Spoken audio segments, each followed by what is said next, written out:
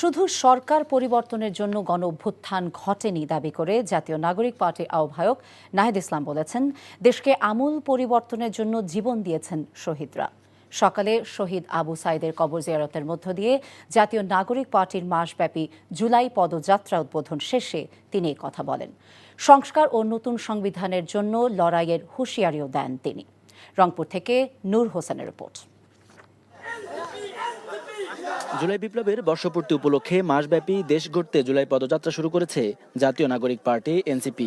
কর্মসূচির শুরুতেই দলের কেন্দ্রীয় নেতাদের নিয়ে জুলাইয়ের বীর শহীদ আবু সাইদের কবর জিয়ারত করেন আহ্বায়ক নাহিদ ইসলাম।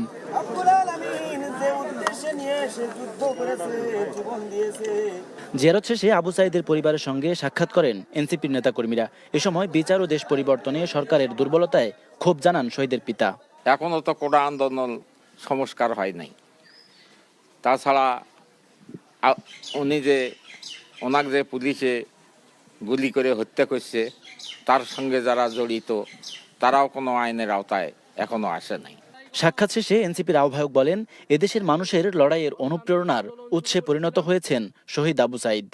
আবু সাইদ যেভাবে পুলিশের বুলেটের সামনে বুক চিতিয়ে দাঁড়িয়েছিল, সেটাই জুলাই গণঅভ্যুত্থানে আমাদের অনুপ্রেরণা ছিল।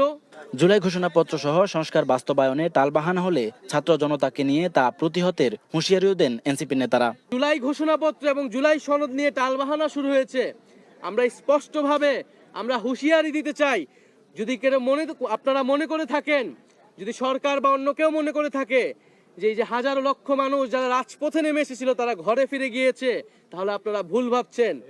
আমরা আবু সাইদের কবর থেকে ঘোষণা করছি, আমরা বাংলার প্রতিটি পথে প্রান্তরে যাব। আমরা বাংলার ছাত্র জনতা, তরুণ, শ্রমিকদেরকে আবারও রাজপথে নেমে আসতে আহ্বান জানাবো।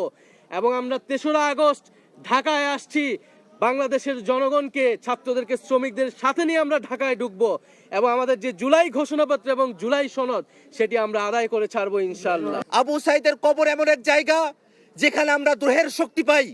আবু সাইদের কবর এমন এক জায়গা যেখান থেকে গোটা বাংলাদেশকে আমরা বিনির্মাণ করার সুযোগ পাই, শক্তি পাই। পীরগঞ্জের এই মাটিতে শুয়ে আছেন শহীদ আবু সাইদ, যার শাহাদাতের মধ্য দিয়ে জুলাইয়ের কোটা সংস্কার আন্দোলন পরিণত হয় বিপ্লবের দাবানলে, যার ফলশ্রুতিতে শেখ হাসিনাকে দেশ ছেড়ে পালাতে হয়। শহীদ পরিবারের দাবি, শেখ হাসিনা সহ জড়িত সবার বিচার নিশ্চিত করে নতুন বাংলাদেশের ভিত গড়ে দেবে অন্তর্বর্তী সরকার। পরে রংপুরের পীরগঞ্জ বাজার, গাইবান্ধার সাদুল্লাপুরে পদযাত্রা করেন নেতাকর্মীরা। সংস্কার বাস্তবায়নে জনগণকে পাশে থাকার আহ্বান জানান তারা। এনসিপির নীতি নির্ধারকদের প্রত্যাশা, পদযাত্রার মাধ্যমে দেশের প্রতিটি জনপদে পৌঁছে জনগণের মতামত নিয়ে প্রণয়ন করা হবে এনসিপির ইশতেহার। নূর হোসেন, এনটিভি, পীরগঞ্জ, রংপুর। বান্ডেল থাকলে প্রতি সেনমানিতে টাকা বাঁচবে। বিকাশ সেনমানি বান্ডেল কিনে জিতুন প্রতি লেনদেনে। দর্শক, জুলাই গণঅভ্যুত্থান নিয়ে এনসিপির কর্মসূচি সম্পর্কে আমরা যাচ্ছি রংপুরে। আমাদের সাথে যুক্ত হবেন সহকর্মী নূর হোসেন।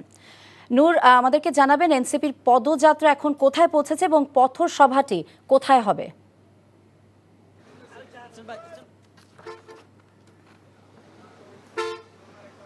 ফারজানা, এনসিপির জাতীয় নাগরিক পার্টির আহ্বায়কের নেতৃত্বে যেই পদযাত্রাটি বা জুলাই পদযাত্রা কর্মসূচি সেটি শুরু হয়েছে আজকে সকালে, এবং এই মুহূর্তে এনসিপির যে বহর, সেই বহরটি সাদুল্লাপুর যে বাজার, এটি গাইবান্ধা জেলার অবস্থিত, এই বাজারটিতে একটি পথসভা করে তারা শেষ করেছে এবং এই বহরটি এখন গাইবান্ধার উদ্দেশ্যে রওনা করেছে এবং গাইবান্ধাতেই পথসভা করে এই পাশটায় তাদের যে কর্মসূচি সেটি সেখানে শেষ করা হবে এবং এরপরে তাদের পুরো বহরটি, নাহিদ ইসলাম সহ নেতাকর্মীরা সবাই রংপুর মহানগরীতে যাবেন এবং সন্ধ্যা নাগাদ সেখানে একটি পথসভা হবে এবং পদযাত্রা কর্মসূচি করবেন।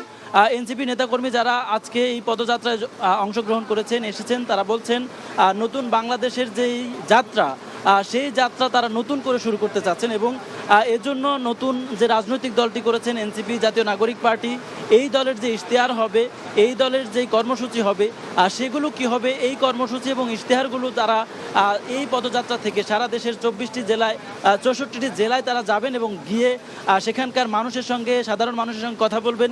তাদের মতামতের ভিত্তিতে তারা তাদের যেই কর্মসূচি এবং ইশতেহার, সেই ইশতেহার প্রণয়ন করবেন এবং এখান থেকে এই পদযাত্রা শেষ করার পরে সেই ইশতেহারও প্রকাশ করবেন। এছাড়া জুলাইয়ের যে ঘোষণাপত্রের দাবি দীর্ঘদিন ধরে রাজনৈতিক ছাত্র নেতাদের রয়েছে, তারা দীর্ঘদিন ধরে দাবি করছেন এবং তারা বলছেন যে এই পদযাত্রা শেষে ৩রা আগস্ট যেদিন শেখ হাসিনা পতনের জন্য এক দফার ঘোষণা করা হয়েছিল, সেই এক দফার ঘোষণার দিনই কেন্দ্রীয় শহীদ মিনার থেকে তারা জুলাইয়ের যে ঘোষণাপত্র সেই ঘোষণাপত্রটি প্রকাশ করবে এবং এই ঘোষণাপত্রটিও শহীদ পরিবার সহ আহতদের সবার সঙ্গে আলোচনা সাপেক্ষে তারা তৈরি করবেন।